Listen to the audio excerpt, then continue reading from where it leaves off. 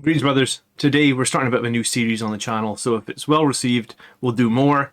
This is the first time we've had a channel member on to discuss Blood Angels. It's on a new series called Meet the Member. This time it was with SteelRainSG. I'm sure you've all seen him in many a live chat. Here's our chat. Last going to be about an hour. We're just going to talk all things Blood Angels and shoot some shit.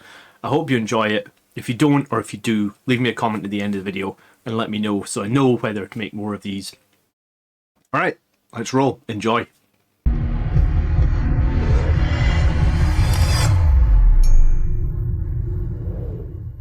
Good evening, folks. Welcome to something we're doing a little bit different tonight. It is called Meet the Member, and this is the first in the series, hopefully. If it's all the pressures on you, SteelRain, to make this a great episode, and then we'll do it more often. And I thought we'd grab some of the channel members on so everyone can put a face to the name. You guys are always talking in like the streams and watching the battle reports, so I thought it would be cool if more people could meet more of the community. Hopefully, people enjoy it. I think it'll be pretty fun. SteelRain, thank you so much for coming on. How are you anyway? I'm very well, and thank you for having me. So I've got some questions that I might ask you if we run out of ideas. But in the interim, why don't we just go ahead and just as much as you're comfortable saying, like, where you're from, how long you've been playing Blood Angels, that's sort of like a little bit about your 40k life, I suppose. Okay. Well, I'm from the U.S., from the South in Georgia, and I have been playing Blood Angels was my first army in, it would have been 18 years ago. Okay. I know I don't look that old, but I started playing 40k at 14, and that would have been late third edition. Okay.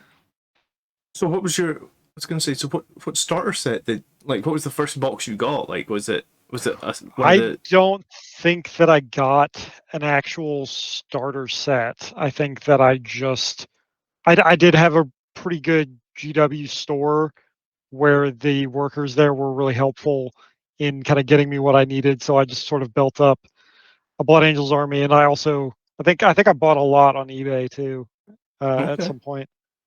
Didn't even Which I wish I still had those models, but that was one of those things where you go to college and I'm never going to do this anymore, and then you sell them to get money for whatnot. And several years later, I wish I had those. I was very fortunate. I gifted all my Blood Angels to my little brother, and then one day just decided I want them all back. Um, anyway, we should start by saying Steel Rain sent me a bottle of Wild Turkey 101. Is this right? I did. Yep. I've never had this before. Tell me about it. Well, it's a high rye bourbon, and it's a cask strength, so it's going to be pretty alcoholic. If you're a water guy, you may want some water. If you're an ice guy, you may want some ice. But it is one of my go-to favorites. Right on. I'm definitely a water guy, but like sparing on the water, I guess, would be what I always advise. In Scotland, people are quite particular. Like sometimes, like they would say like one drop of water, and they literally mean a single drop. And I've heard stories in Scotland of people wanting like 3 individual drops of water, and if you put more than 3 in I'm sure it's not ruined, but to them, it's ruined, if that makes sense. Like some people here are very, very particular. So, Well, I would anger them. I put ice in my scotch. So, it is what it is. Okay. So I knew that we were going to be drinking, so I put a tiny little drop of water in here. So let's give it a whirl. And this is from where? I'm not sure. It's probably Kentucky, knowing bourbon, but I'm not certain where it's uh, distilled. Okay. It's brewed by an Yep, approved it is distiller called Lawrenceburg, Kentucky. 2009. Okay, cool. Thanks so much. Cheers. You're most welcome. Oh, that's a serious sized cup, man. Or is that a serious sized bit of ice? It's a serious sized bit of ice. Hmm. Oh, that's very drinkable, actually. Mhm. Dangerously drinkable. That's It something that is, we would and it's that we'd say in Scotland sometimes. Like if you get whiskey and it's just like, okay, yeah. Do you guys have the phrase Moorish? You heard of that before? no, but I do have I have a very old gaming buddy who I've known for almost 25 years now, who is from Blackpool, so I'm up on Okay, my British lingo. okay, cool. So yeah, Moorish. That would be one that. Yeah, I mean, you could drink this with You could drink this with anything. Do you know what? It would be really nice with some lemonade and lime on a hot day as well. Actually, I feel like this would be. Mm. It makes a really good old fashioned is one of my things to do with it. Mm. Yeah, it's weird over here because like not too many people would drink bourbon of a choice. Like if you go out because it's Mm. Scotch everywhere, people would just drink Scotch. But there's a few bourbons that I've been trying over the last few years, and maybe it's heresy to say this as a Scotsman, but they're on a par. Like there's nothing that's saying like, hey, these a true Scotsman might be like these aren't as good as whiskey, but I was like, they're good. They're just the same. Um, It's all whiskey. It's all just different. yeah, it's just rye rather than Well, bourbon will be mostly corn, and this will have some rye in it. mhm, Um, vanilla, caramel, toffee, spice. Yeah, I mean it's very drinkable. Thank you so much for the bottle. you're most welcome. I'm glad you enjoyed it. No, 50.5% though. That we don't. That's no joke. Like whiskey is usually like 46% maybe. Um, I don't know if I've ever actually had a bottle that's over 100 proof. So this is 101 proof. That's crazy. Uh, I think the flavor's better because all of them start out that way, and they just water it down at the distillery. So I might as well have it before they water it down and water it down myself. exactly. Yeah. And I think that the bottle goes a little bit further as well, right? Mhm. Oh yeah, nice. All right, so we're gonna drink whiskey on. We might not do this on every member show. Doing it tonight. So yeah, what have you been up to recently then? On because there was a popular meme on the channel that started by you, right? Where it was like every list that came on the Army List show every week. Which one? It needs more Sangre Guard. Didn't matter whose list it was. Didn't matter Mm, how many Sangre Guard in it. Everybody's the list came on. There was this meme that was like it needs more Sangre Guard. Now we can put a face to the name. you can. I do like my Sanguinary Guard. I still really like my Sanguinary Guard, but at the time that that meme was created, uh, there was not a lot of other good things, I felt like. And I also really am particular about not having units on the board where I need them. And if you have a unit that is particularly specialized and you have it somewhere, inevitably you're going to end up in a spot where you don't have it where you really need it to, especially in the later turns. And I found that Sanguinary Guard can really do a lot with their quite good shooting, and they've got high mobility and obviously great melee. Um, so having a lot of them, it was helping me win a lot of games. And also at that point in time, I was playing 2 or 3 games a week, um, which is quite a lot. So uh, I really liked them, and I was just, you know, going, "Hey, everybody needs more Sanguinary Guard because that's the better thing to take." And then I believe it was in one of your streams you mentioned that it was like the cowbell, um, which is the SNL sketch, Yeah, and then so the meme got created. someone's going to recreate that meme now with your face. You realize, and that's going to be. I mean, Probably that's going to be your claim to fame. I mean, if anything, they got better because they got Armor of Contempt. Um, true. so yeah, it is what it is, and I'm in two minds. Like we keep like there's so many rumors swirling around at the moment. Like we keep hearing about like a Primaris Sanguinor. We keep hearing about like a new Blood Angels 10th edition starter box. Like if they release Primaris Sanguigard, which might happen, I'm in two minds about like, oh my god, that's going to mean I need to buy 30 more Sanguinary Guard. I mean, Yeah, it's not the well, money GW that's. always wants you. It's not the money. GW always It's wants you to buy more things. yeah. It's Sorry. gonna be the It's gonna be the painting of 30 Sanguinary Guard. That's gonna take me like a year, just let alone. So yeah, it's kind of funny. I'm in two minds. Like, do I want Sanguinary Guard with 3 wounds or something? Yes. Do I want to paint 30? No. But Well, yeah, I have so gone through painting 30 something of them now, and I regularly use all of them. um, so what have you thought of like the recent codexes in ninth edition? Have you been happy with them, or how have you been finding it as a Blood Angel player? Um, well, I'm a little bit of two minds about that subject, because I do really enjoy when Warhammer is the meta of your army is more like the lore. And I think a lot of the newer codexes are doing that better than they have been. Okay, yeah, that'd be fair to Um, say. but in comparison to Space Marines and Blood Angels in particular, having ours being pretty much the first codex, um, we're lagging pretty far behind, and it really doesn't feel great to get stomped on by every new army every couple of months. But Yeah, it's very true. And I think that's been a source of frustration to some people.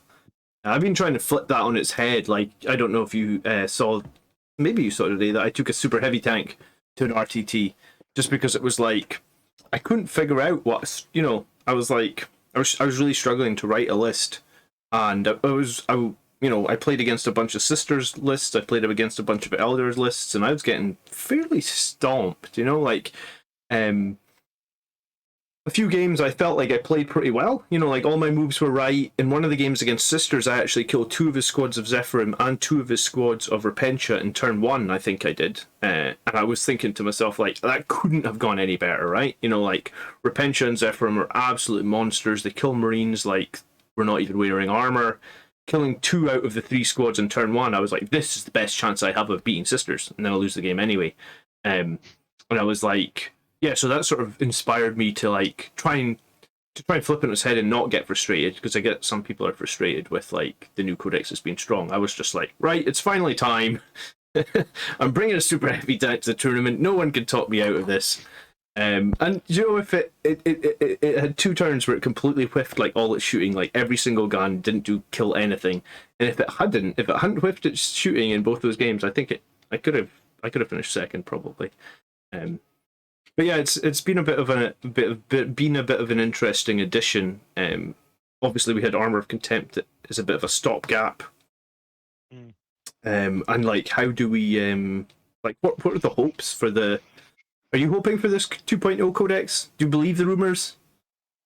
I think that they're probably going to have to. My hope for it, especially for Blood Angels, is I would really like to see some more viable stuff outside of the Elite's choice. 'Cause, yeah, I'm sure you see lists all the time, and pretty much all of them are maxed out Elite choices, and it Absolutely, yeah. it does become very difficult to pick what you really want to play. Yeah, I think you're right. I think that hit the nail on its head really well, actually, because like that's what I've been trying to do. Like, that's why I took the super heavy tank. I've been trying to find out like what our best fast attack choices are, what our best heavy support choices are, and how these can complement our elite choices without instantly going, it's just going to be 6 elites, right? And like then juggling what's in there really becomes stressful, I guess. Like, because you're trying to cut points every which way to get more elites in or more slots, and it feels like some of the other chapters haven't got that same sort of one-dimensional problem that we have, right? Yeah. I think that mostly has to do with us being sort of centric around the jump pack, and a lot of other Marine chapters aren't, and they can get away with playing heavier in a lot of the Primera stuff where we really can't do that, because we need our Death Company, and we need our Sanguinary Guard, and we need our Van Vets. Not so much the Van Vets anymore, but we need all of those things. and a lot of our heroes aren't Primaris either. So yeah, I think that having Primaris, especially with jump packs, is going to help us out a lot. And I think we're really hurting for some cheap assault units, because as much as people like them for objective holding and doing actions and things, I don't think assault squads are really cutting it anymore. No, I think it's the one attack that they get. I guess chainsword's not really being very good anymore. Um, it's a strange one, you know. They started this edition by saying like, "Hey, chainswords are going to be -1 AP. This is a big deal," and then they went, "Oh, by the way, half the armies ignore -1 AP, so not so big a deal, I guess." But yeah, I mean, assault squads to me, I was thinking of running one in as I said, to try things out, but I'm not convinced personally. The one attack, I don't think they're not a damage dealing unit, I guess, and yeah, the thing that I see the most, and the thing that I'm finding the hardest to deal with, especially after just being at a tournament, was like seeing other races, or it would be races, it wouldn't be factions, it would be other races like Guard, like Dukari, like Harlequins, being able to take very, very cheap units, even Sisters of Battle, you know, like cheap units, like 50, 60 point units that are OBSEC, and essentially flooding objectives or flooding the boards or the sides of the boards with them. And I guess we used to be able to sort of do that, I guess, with company veterans, but then company veterans now don't really do engage in all fronts, and obviously they're not OBSEC. So it's like that's something else that seems to be in the meta, is like Marines are hurting in two reasons. One, because every enemy has got 2 damage weapons, so even though we got 2 wounds, it doesn't really matter because most of them are running 2 damage weapons, you know? And another fact is like, you know, these other armies can have guys in transports flooding all over the board, and they're super cheap, and we don't have that as Marines. So that's where I am. I have this GT in like 7 weeks. I have no idea what I'm taking. Well, I really agree with you on that point, because I had a game in a tournament at my local store several months ago where it was essentially that. It was against Rukari, and I was murdering and I was killing their best units and everything, but they had so much stuff that I just couldn't kill it, and they just outscored me, and there's nothing I can do about it. Um, so yeah, that's a major problem, and I think having some cheaper units um, that are mobile would be really helpful, especially if we get assault primaris with jump packs would be probably the big deal when and if that happens. Primaris But scouts with jump packs, would that work? I'm not sure that they're going to do primaris scouts outside of the Black Templars initiates. Mm-hmm. Uh, it seems like they're not going to do that, but I could be wrong. But I did want to bring up as far as scoring. I think that really the way to go now might be leaning into Death Company and going for Fury of the Lost for points.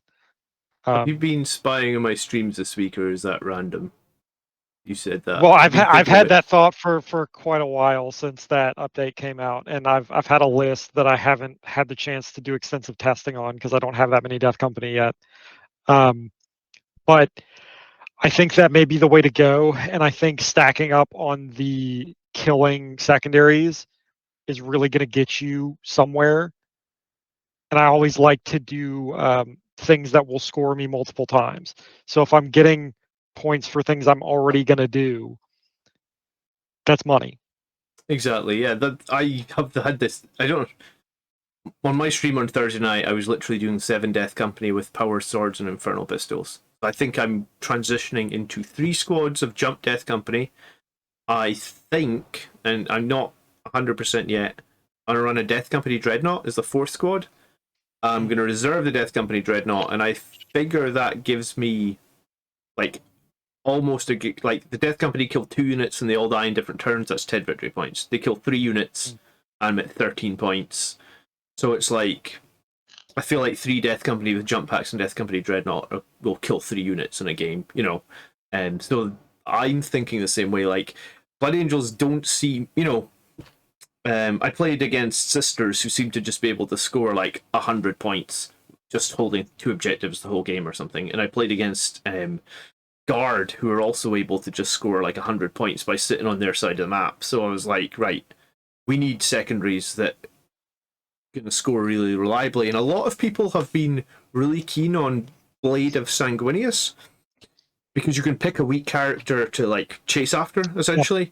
But I think it's really risky to pick that in a tournament because, like, I don't, you know, like the way I see it is I've never liked 0 or 15 victory point ones.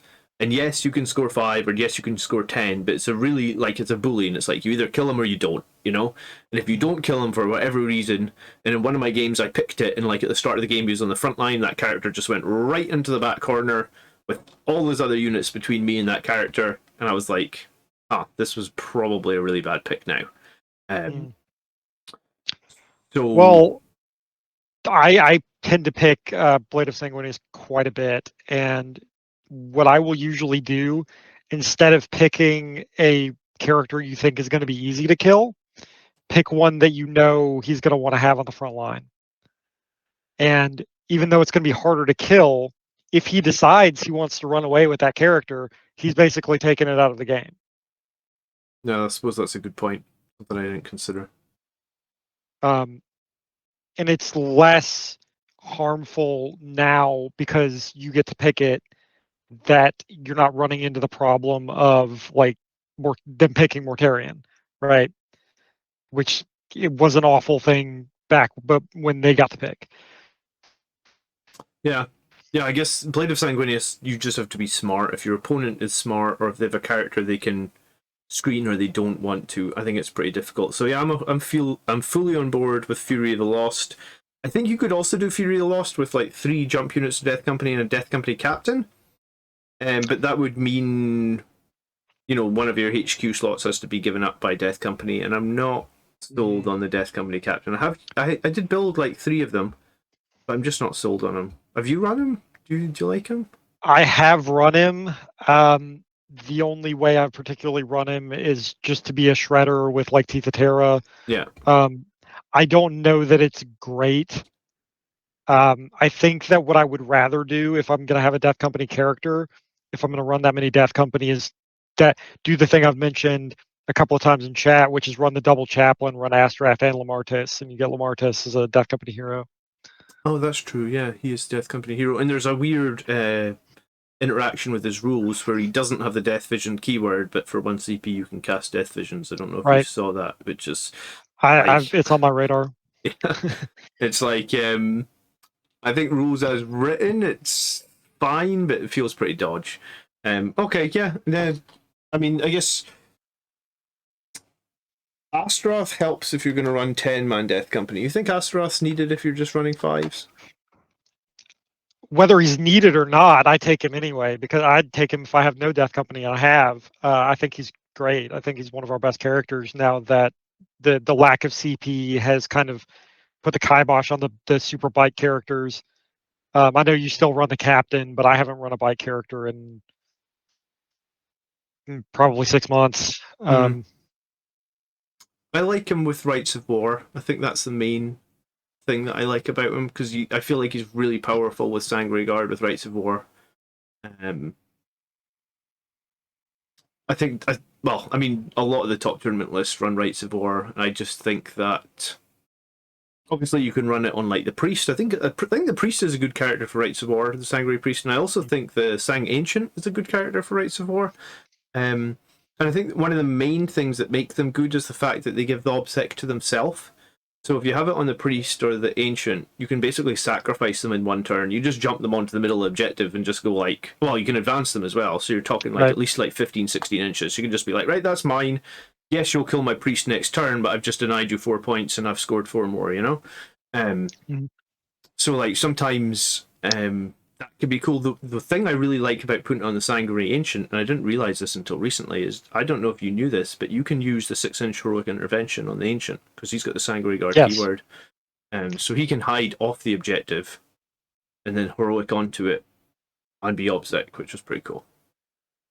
I really don't run the Ancient very much. I did when I was running 3 Sanguinary Guard squads here and there, but this again back to the elite slots problem is I find it hard to justify putting a hero for one model in a whole elite slot when I could do something else with it. As good as he is, and as good as it is to have the extra movement on your jump troops, I don't know that that's really the optimal choice. Yeah, well, once I figure out what's best heavy support, best fast attack, I'll let you know, and then maybe we can afford to run our elite slot. But yeah, it's a tricky one, isn't it? I I'm gonna start running a storm speeder. I don't know if it's gonna be any good, but I bought one, so I'm working on that. I feel like I could be wrong here, but I feel like Games Workshop are obviously they want to sell the new Primaris models. So at some point, and I would assume sooner rather than later, like the Storm Speeder, the Gladiator. I mean, the Redemptor's already decent-ish, I guess. So I figure those other models, the Storm Speeder and the Gladiator, at some point they got to get good, or they got to get reasonably good, right? Could be wrong, but I'm banking on them wanting to sell more of those new Primaris tanks and speeders. I think they want to, but this is a thing I've had many discussions about in Discord. Is I think that ninth edition really has a problem with vehicles in general. I think that the rule set doesn't really work to vehicles' favor at all. And the only vehicles you really see are the ones that have special rules that make them viable, or they're ridiculously cheap. And I think that has to do with how killy a lot of the anti-tank weapons are, and then how prevalent they are in a lot of armies. Vehicles have gone down the last 2 balance slates though. Like if you look at where those gladiators released, they've actually gone down 3 in a row. I'm curious if they're gonna go, because we're gonna get balance slate in like the next week or so. I'm curious to see if they go down again. I mean, this has been my contention through the thing. Is it's a rules issue and not a points issue. And I said too much controversy in chat quite a while ago that I wouldn't take a Predator if it was 100 points. Or people upset about that, were they? Yeah, they, you know, but I have controversial opinions. Is what I do. But I don't think that I don't think vehicles work right now unless you have like a dreadnought that's got duty eternal, or you've got something like the Drakari vehicles, or you have like sisters rhinos that have invul saves. If our rhinos had invul saves, they that would be uh, workable. You could probably use them, but they don't. It does seem like Marines just struggle with a lack of invuns at the moment across the board, don't they? Mm. Um, I know on my list at the moment, I feel like I had 1 invun save and it was on my captain. Like that was it. The entire list, 1 invun save. Oh, I guess the Astraeus had an invun save while it had its void shields up, but like, it's kind of crazy to think that like other armies just have that much better invuns than power armor. Because Mm. power armor and bolters, I've said it a few times, they aren't what they used to be, I guess. Will they ever get back there? I don't know. Uh, but based on like, we may as well tackle the elephant in the room. How do you like the look of the Votan Codex? What have you seen of it? I have not had a chance to really dive into it yet. I have heard things, but I'm going to save some opinions until I actually read through it. Okay. Yeah, I've we read through the leaked version of it, and it seems very, very, very strong. Um, I mean, we can just leave it at that. Like, it seems very strong. I guess it's releasing like I think some people actually got the models. Some people are getting them this Saturday or tomorrow, I guess. So yeah, let me think if there's any other questions. So what's at the moment? What's your most hated opponent to play against then? In ninth. Um,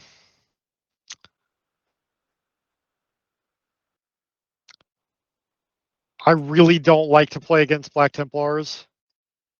Oh, really? Just Um, because of the 5-up transhuman shrug, or another reason? well, I just think that if their list is geared properly, they can get a lot more efficient melee units than we can for cheaper. And if they deck out their list that way, which I have someone at my local store that plays that way, um, it's really not fun to try and do that with an elite melee army, especially when they have, you know, aura invul saves and things like that. It's not a fun thing to try and deal with. Do you... Other than that, sorry, go ahead. No, no, no. Keep going. Well, I was gonna say other than that, like I mentioned before, armies that can just flood the field with units again is really difficult to deal with, and neither of those is really a skill problem. It's not. I don't think it's something you can really overcome all the time just through skill. It's just the way the mechanic is right now, and that's kind of frustrating. Yeah, I think you're. I think that that for me sums up exactly what I've been dealing with Sisters, where it's like they have about 25 different units, and every single unit of theirs can instantly trade away like a Blood Angel squad. And someone was saying to me, they're like, just take more Sanguinary Guard, like take a squad of 8. And I was like, why? Because I mean, like, I had a squad of Sanguinary Guard, and I had to take like 44-up saves or 45-up saves. I'm like, it wouldn't matter if there's 2 more guys in the squad. What would actually happen was I would just lose an extra 60 points. Like you said, there's not a skill up problem with those armies. It's like they just trade far too efficiently, it feels like. Um, Yep.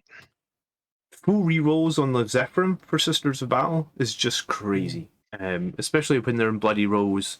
So it's like, each guy gets about 5 attacks, 6 is burst, they reroll all their hits, they reroll all their wounds, and they're all at -4.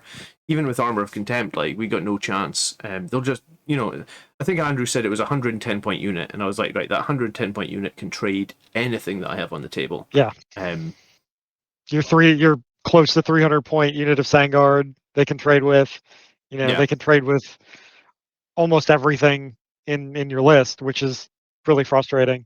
yeah, that's Um, what that. So yeah, for me, Sisters and um, I've played Drukhari a few more times, and I've played Harlequins, and I've played Eldar a few more times, but I also find they are so difficult. Again, they're just going to trade extremely efficiently. Dire Avengers, I still think they're broken. Like, strength 4 guns that, you know, 60-point squad that can kill a dreadnought, or 65 points, is it? It's crazy how cheap they are. So yeah, this edition has been a bit frustrating, I guess, for Marines. I mean, based on the Votan book, maybe we're about to get a Space Marine 2.0 codex, which just says on a 2-up we just save everything all the time. I don't know what's going to happen. Is there something around Blood Angels that would change at the moment? Like, is there a core mechanic that you don't like, or is there a unit that you would change? Like, if you could change anything, what would it be? oh, the number one thing is I would make Death Companies Feel No Pain better. Yeah, you just make it better, or you'd make them like fight on death, because I think they should fight on death. Well, I think Fight on Death as a stratagem would be great, but it's always kind of infuriating because I remember when in third edition Death Company were the only thing in the game with a Feel No Pain, Yeah. and it was a 4-up, and being the first thing in the game with it and having a good one, and now we have probably the worst one in the game for a unit that's supposed to do that. This company had 1 wound back then, though, right? They just had the 4 They up Feel did. No Pain. Yeah. Yep. Well, everything had 1 wound back then. Yeah. Yeah. Um, was that the same time that when you made your list at the start of your list, you had to go through every single one of your squads and like roll a dice for Yes. everybody in the model? And I think it was like on a 5+, you have to remove that model and add 1 guy to your Yes. giant blob of Death Company that had no limit So on how many guys in it. You got, and I actually still here I have the third edition Blood Angels Codex Oh, right on. supplement, but what it was that you got 5 for free if you brought a Death Company chaplain, I and see. then you had to roll for every unit, and if you rolled a certain thing, you pulled one from that unit. Actually, I think it was per model you had It to was roll. per model, yeah. And you had to roll, and if they had a heavy weapon, you just lost it. Yeah. But if it was a sergeant, you got to have some kind of special melee weapon on your Death Company, which was cool. Um, but I really kind of liked that. It was really fluffy, and sometimes you had a lot of Death Company, which was cool. It was fluffy, But yeah. I remember doing it with Terminators because that was frustrating though when you would lose your Terminators and they get like downgraded into regular armor. I'd be like, that guy should have Terminator armor. God damn it! He didn't just take his Terminator armor off when he was like joined the Death Company. Like, give me a sec, just get this off. Um, okay. Cool. Is there anything else you want to chat about, man? It doesn't have to be Warhammer related. If there was something.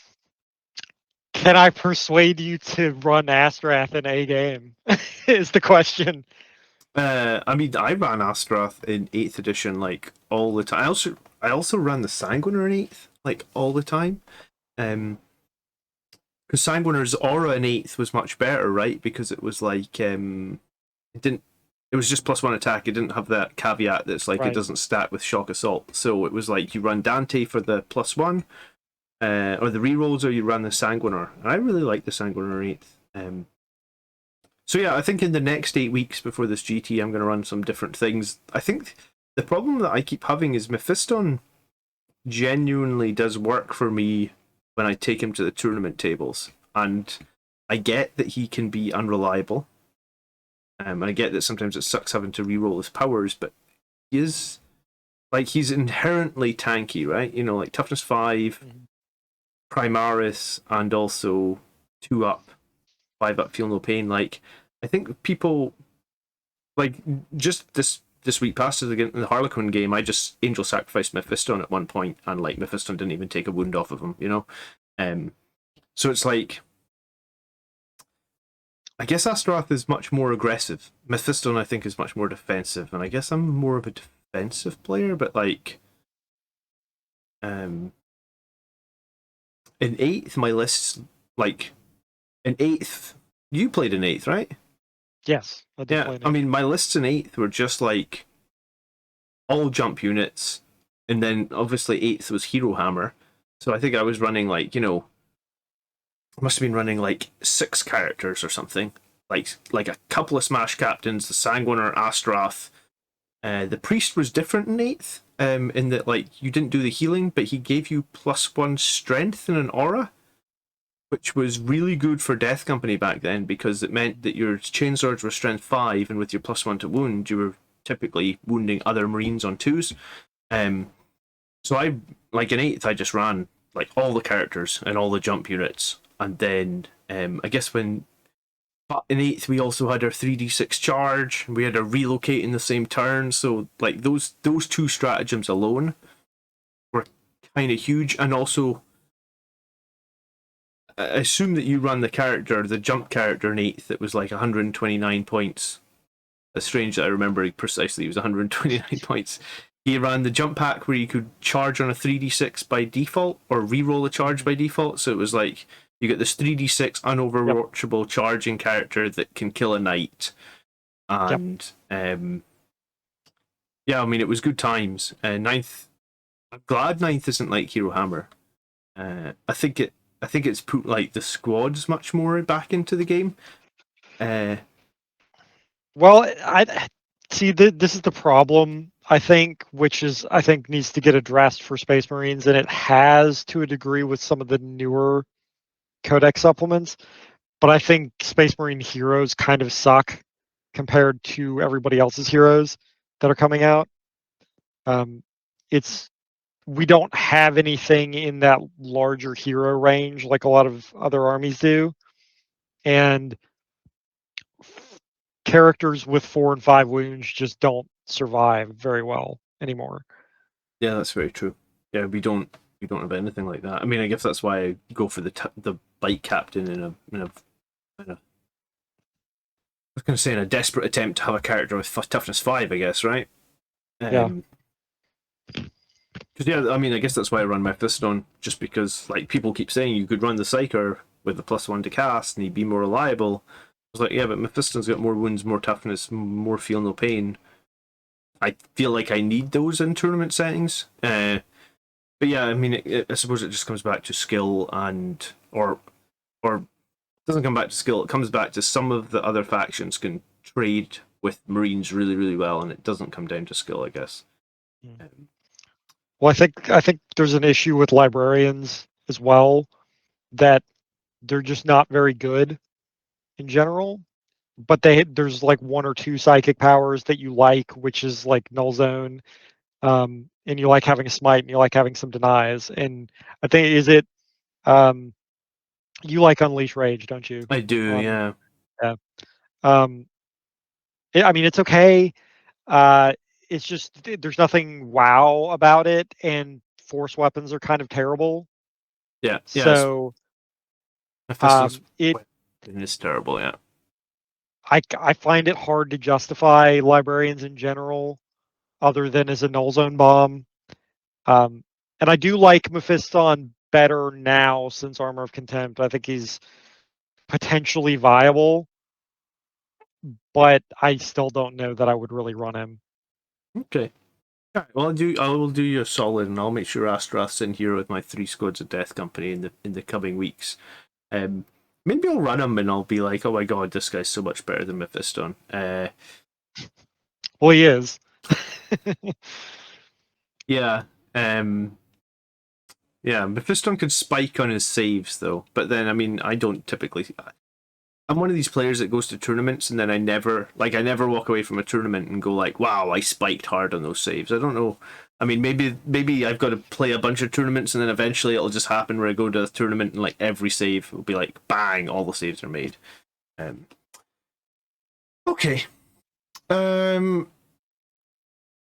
yeah, I mean, I think that was most of the questions I had to just try and break the ice, put a face to a name, and if there, yeah, you're obviously very welcome in the streams when you know, as so is everybody. And I mean, I'd be happy to do this again. I think that I'm going to try and do it with a few more people as well. Try and get a few more people on to just chat, to talk and stuff, and then yeah, have we got anything else you want to talk about right now? Can't think of anything offhand, but I appreciate you having me on. You're more than welcome. Absolutely, SteelRain. How long have you been watching the channel? Must have been a Oh, while, right? more than a year, More than a year? maybe almost 2 years.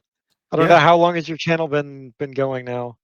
It must be like 2 years, 2 months, because I noticed the other day I'm only I've got 8 more tactics videos to make, and then I've done 100 videos, so that would be. I guess I wasn't doing them to begin with, but like 100 tactics videos seems like a milestone of like, holy crap! Like I didn't, it's the most embarrassing part is like sometimes when I'm going to build my army list, I'll be like, I wonder if this unit's good, right? And I go into YouTube and I watch the own video that I made like 6, 9 months again. And I was like, oh yeah, that's quite good. It's like that's handy. Someone's making those videos. Yeah, it's me. So I think I've just made so many of them now that like when you do the same thing, like it all merges together. So I'm like, I did have a horrible moment one week when like I'd been making this video for a few weeks and somebody said to me, I was like, oh, you made a video on that like 8 weeks ago. I was like, oh Yeah, bollocks, done that. So yeah, it's kind of funny to end up watching yourself your own video. But yeah, it's I really do appreciate the sport. When I started, well, you know Andrew and Colin, they were making big fun of me because I came into the room that we play Warhammer in, and I was like, I've got 60 subscribers, and they were just like, get out of here, like your channel's gonna do nothing, we're gonna smash you with plastic crackheads, and I was like, well, I've persevered with it, so yeah, and if you're ever in Scotland, then please let me know because apparently I owe you a whiskey, and I owe you a Capita. Do you know if you're do you see glasses like this in America? I have seen them. I don't have any. I generally will go with a doubles glass for my drinking, All right, I'm gonna have but to get you one of these for Christmas or something. I believe they're called the Capita Nose and Glass because you're supposed to be able to put your whole nose inside it and then really absorb the flavors. It's the same as, you know, like at wine tasting when they say, like, you know, this glass will, I don't know, improve Right. the ambiance of the wine, and you're like, it's I can smell it just the same with in any glass, right? You know. Some But, people have better noses than uh, others, I guess. what is it? This sommeliers? I'm not good at that word. You know, we're talking about like the experts in like Yeah, wines. I think it is sommelier. Yeah, that's the word. Yeah, that's what I'm looking for. But cheers. Thanks so much for the whiskey. Do appreciate it. Most welcome.